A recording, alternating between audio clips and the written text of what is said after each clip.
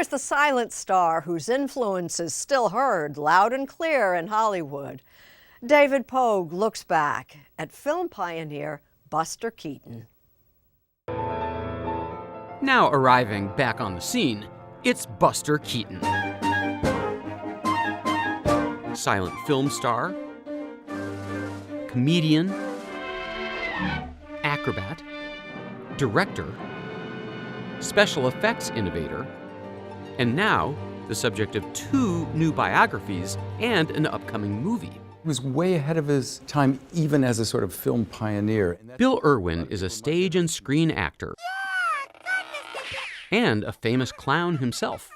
What influence did Buster Keaton have on you? He's a great storyteller. I just want to be able to speak with the body the way he can. I remember that from being a young clown. You got pretty good at it. I kept trying. Keaton began performing at age 4 in his parents' vaudeville act. It was about a mischievous boy taunting his father on stage, and the father then grabbing the son, often by a suitcase handle that his mother sewed onto the back of his costume, and just kick him around the stage, throw him into the scenery, throw him into the backdrop. Dana Stevens is the movie critic for Slate. Her new book is published by Simon & Schuster, a division of Paramount Global. We met at Kaufman Astoria Studios, where Keaton and other silent film stars once made their movies. He never got to go to school, he never had a steady home, but he always talked about his childhood as something that he was very happy to have had. Keaton's golden age began in 1920 when he wrote, directed, and starred in what are now considered some of the best movies ever made.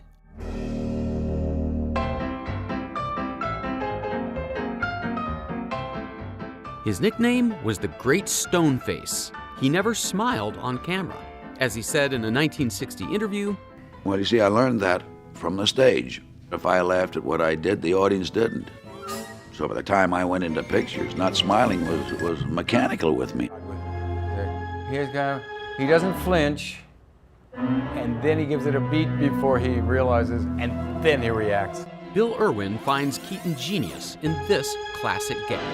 If it were me, I'd go, "Oh, thank God I lived through it," but he went, "Wow," and then he exited. In 1927, at the peak of his success, Keaton made what he later called the worst mistake of his life. He joined the movie-making machine known as MGM Studios. His improvisational working habits, his creative freedom, and his independent film career were over. And it really, I think, just broke him as a performer and as a person. His marriage was also falling apart separately from that. He was starting to drink too much. By 1933, alcoholic and miserable, he had lost his marriage, his home, and even his MGM job. But I think that it's often focused on a lot, that he had this sort of giant decline. Keaton Talmadge is a professional voice actor and Buster's great-granddaughter. The irony isn't lost on me. My great-grandfather made a living being silent, and I make a living talking all the time. She points out that Buster's life had a third act. People forget that there was a definite uphill after that, where he contributed to some great comedic television. We got to do commercials and just be on set, where he was in a very happy, wonderful marriage. And all you do is this.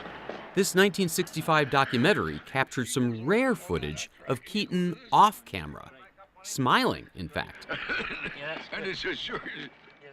Buster Keaton died at age 70 of lung cancer. But his film work never really left. You can see this Keaton stunt echoed in Mission Impossible 6. Or this Keaton gag living on in the movie Inception. Or Keaton's submarine rescue joke reprised in You Only Live Twice. And of course, Keaton's house facade gag is one of the most imitated shots in comedy.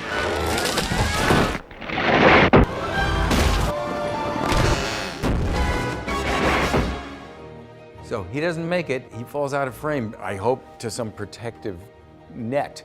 But then they wrote these gags that got him down the rest of the building. Oh. According to Bill Irwin, the theme of Keaton's life its ups and its downs, might be resilience. You hit the ground and get back up again. Keaton did that all his life. He hit the floor, hit the ground, got up again.